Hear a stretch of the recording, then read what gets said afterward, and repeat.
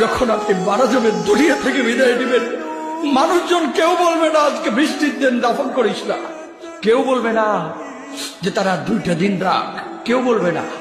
কবরের মধ্যে যখন নিয়ে যাওয়া হবে, আপনার স্ত্রীর কথা মনে পড়বে, আপনার সন্তানের কথা মনে পড়বে, আপনার বাবার কথা মনে পড়বে। সবচাইতে বেশি কষ্ট আপনাকে যে জিনিসটা দেবে, কি নিয়ে কবরে ঢুকলাম, কেন সুদ খাইছিলাম, কেন ঘুষ খাইছিলাম, কেন কবরের জিন্দেগির জন্য প্রিপারেশন নেই নাই। দুনিয়ার জিন্দেগিতে একটা মামলায় ফেসে গেলে সুপ্রিম কোর্টে যাওয়া যায়, উচ্চ আদালতে যাওয়া যায়। আখিরাতের জিন্দেগিতে কোনো মামলায় ফেসে গেলে পালাবার কোনো আর পথ নাই। চলে যেতে হবে। দালান ঘর, বাড়ি ঘর, টাকা পয়সার জন্য পাগল হয়ে থাকে আমরা, কিন্তু এটা আমার আসল ঘর নয়।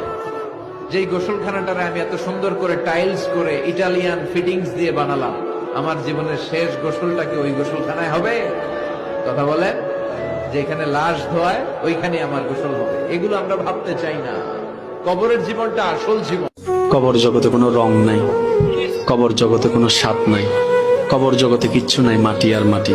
হ্যাঁ, যদি আপনি মালিককে খুশি করে যেতে পারেন, অন্ধকারটাও আলোকিত হয়ে যাবে। কষ্ট করে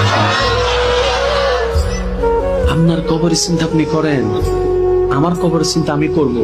আপনি আমাকে বেশি থেকে বেশি উৎসাহ দিতে পারবেন, ভাইয়া কবরটা সাজাইলা, সারা জীবন শান্তিতে থাকতে পারবেন।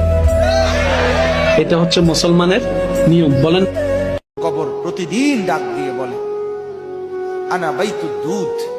প্রত্যেকের কবর প্রত্যেককে ডেকে বলে, ও আল্লাহর বান্দা, জানো আমি পোকামাকড়ের ঘর, পোকামাকড়ের ঘর। তুমি তো সেই বান্দা যে একটা মশা কানের পাশ দিয়ে উড়ে গেলে তোমার ঘুম বন্ধ হয়ে যায়, চোখ মিলে যায়।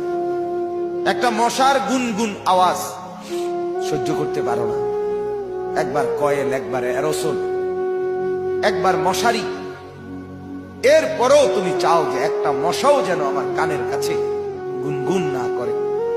তো 5 ঘন্টার ঘুমের জন্য, 6 ঘন্টার ঘুমের জন্য বান্দা এই যত্ন নিলা, অনন্তকাল কিংবা বছরের পর বছর কবরের যে ঘুম দিবা, পড়ে থাকবা সেই ঘরে, পোকা মাকড়ের ঘর, সেই ঘরে তুমি ঘুমাইবা কেমনে, থাকবা?